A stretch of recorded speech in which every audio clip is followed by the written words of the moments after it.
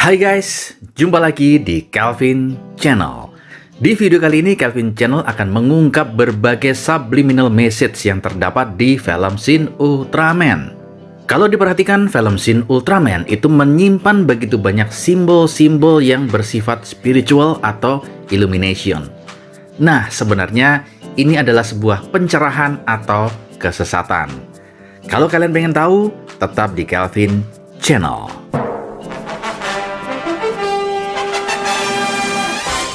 Sudah nonton filmnya belum guys? Shin Ultraman berkisah tentang kekacauan bumi akibat serangan kaiju dari berbagai penjuru. Bumi sudah dalam tatanan yang tidak harmonis. Manusia telah berusaha semaksimal mungkin untuk membasmi ancaman-ancaman tersebut. Namun, pada akhirnya, mereka harus menghadapi yang tidak dapat dihadapi. Pada titik ini, tiba-tiba cahaya bak meteor jatuh ke bumi. Di balik ledakan itu muncullah sesosok alien, dan manusia memberinya nama Ultraman. Lipiah, demikian nama aslinya yang berasal dari tanah cahaya, berhasil menghajar kaiju-kaiju misterius itu seperti Neronga dan Gabora.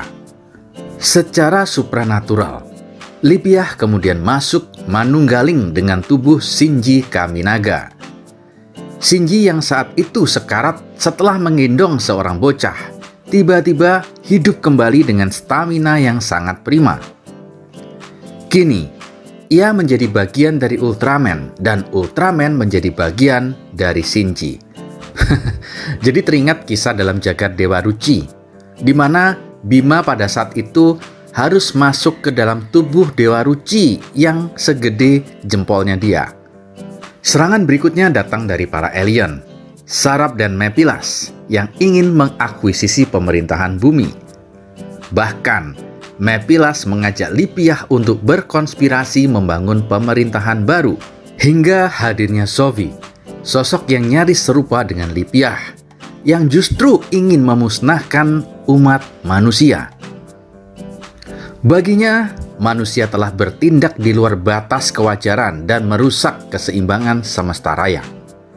Sophie merilis mesin penghancur bernama Seton. Bentuknya pun aneh, seperti salib mekanik yang melayang.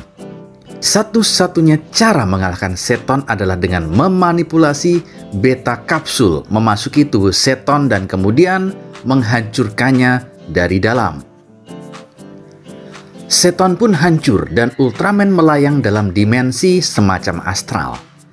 Di antara hidup dan mati, ia kembali bertemu Sophie, sosok yang terkesan maha kuasa. Sophie bercakap pada Lipiah, percakapan yang damai dan penuh makna yang lebih tinggi dari kehidupan itu sendiri.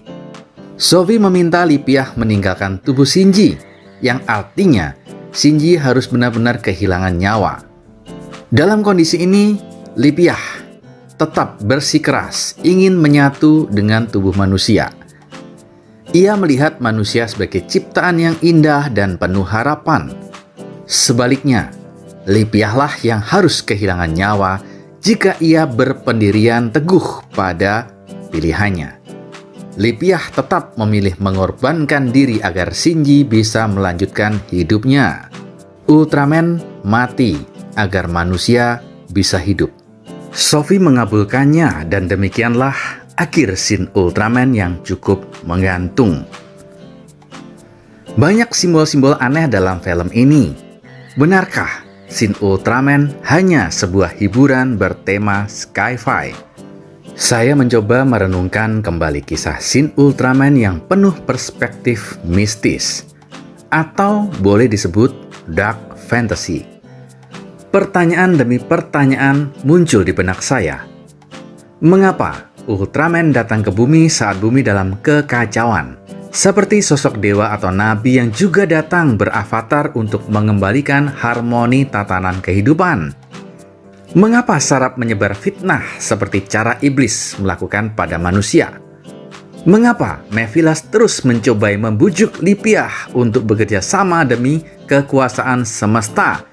Juga seperti bagaimana iblis membujuk manusia.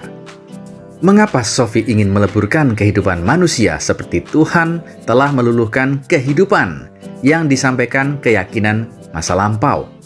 Mengapa Lipia harus menerobos memasuki tubuh seton yang desainnya menyerupai salib untuk menyelesaikan misinya? Mengapa perbincangan Sophie dan Lipia dalam semesta yang serupa astral, yang melampaui ruang dan waktu itu, mirip sekali dengan bagaimana kisah pewahyuan Bhagavad Gita? Dan mengapa akhirnya Lipia memilih mati agar manusia bisa beroleh hidup? Seolah ia menebus nyawa manusia dengan nyawanya. Wow, dan tentunya masih banyak pertanyaan misteri yang tidak berhasil saya tangkap. Saya merinding saat membacakan pertanyaan-pertanyaan tadi, sambil sebentar memikirkan, apakah Shin Ultraman adalah sebuah dakwah spiritual dalam kemasan modern? Apakah Shin Ultraman merupakan gerakan untuk membangun kesadaran kehidupan yang lebih tinggi? Jawabannya, bisa jadi. Saya memandang kisah dalam Shin Ultraman adalah sebuah simulakra.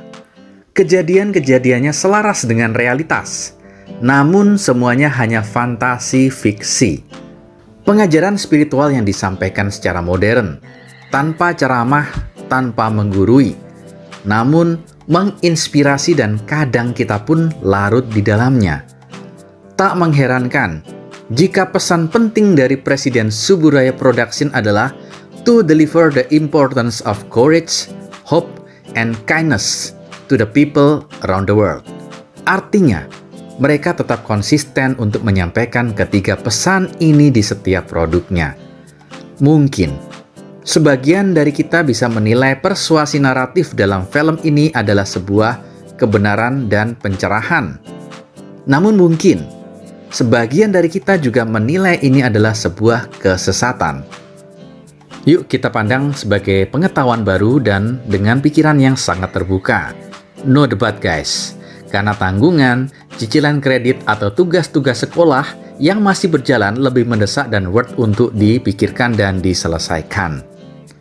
Tetap support Kelvin Channel dengan cara like dan subscribe Kelvin Channel.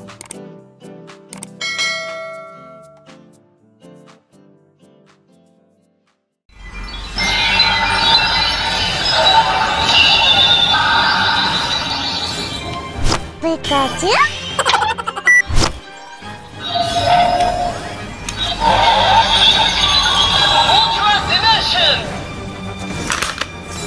Kakayake! One! Deka!